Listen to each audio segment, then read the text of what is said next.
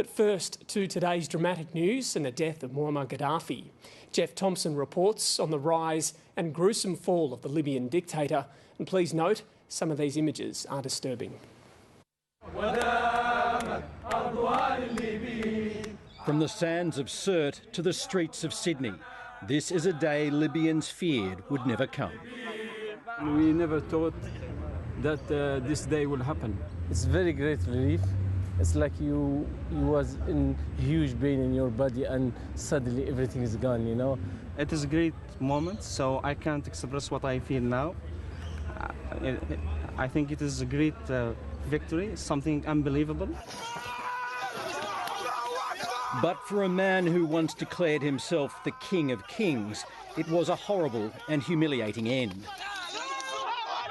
Like Saddam Hussein before him, the last chapter of Muammar Gaddafi's life of eccentric absolutism and glittering palaces was reduced to hiding in a hole in the land he terrorised but could not escape. He was the villain that everyone likes to hate and to a certain extent admire.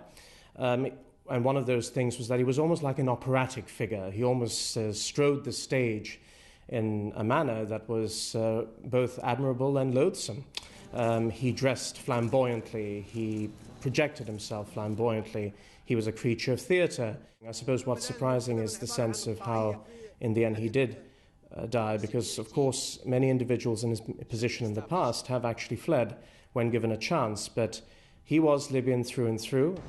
Always ready to exploit his tribal roots and birth in a Bedouin tent, Gaddafi was a 27-year-old lieutenant when he overthrew Libya's monarchy in 1969, inspired by the nationalist military takeover in neighbouring Egypt. He immediately embarked on a tricky and often treacherous dance with the West, shutting down foreign military bases and extracting hefty profits from oil. He started wars and began acquiring weapons of mass destruction with varying degrees of success. The increasingly flamboyant dictator brutally crushed all political alternatives, hunting down and killing dissenters both at home and abroad.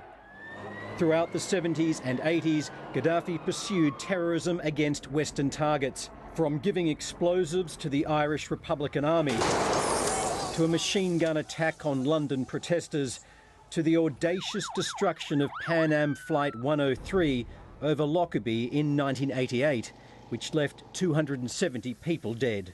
Acts like the Pan Am bombing were essentially acts directed against frightening and targeting the West. Initially, the West wasn't quite too sure how to handle Libya. After decades as a figure hated and feared, Gaddafi cleverly began to reposition himself as an international statesman. The reality was that he was a formidable voice when it came to speaking about African issues. It was a complicated voice, and many members of the African Union, which he headed in 2009, were unsure where to go with Gaddafi, as indeed was everybody.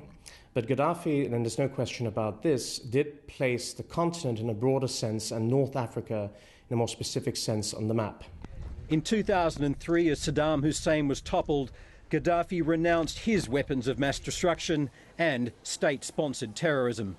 Gaddafi then became quite appealing to the West, and you have to remember he always came across as an anti-fundamentalist, this is anti-Muslim fundamentalist figure, so he was in that sense very appealing to Western powers who were fighting, for instance, such terrorist groups as Al-Qaeda. In the end, it was not the West which Gaddafi had to worry about. The world's longest-serving Arab leader did not see the coming of the Arab Spring. Just as Egypt's autocratic example inspired his rise to the top, so too did its revolution inflame his enemies at home. Egypt and now Libya will struggle to fill the void their violent dictators left behind. The Egyptian movement itself was certainly more developed and more coherent in a sense. What has happened in Libya is several factions coming together to fight a common enemy. Egypt has experienced at least nominal democracy in the past. For Libyans, that has only ever been an impossible dream. New democratic institutions will have to compete with deeply entrenched loyalties to tribe and Islam.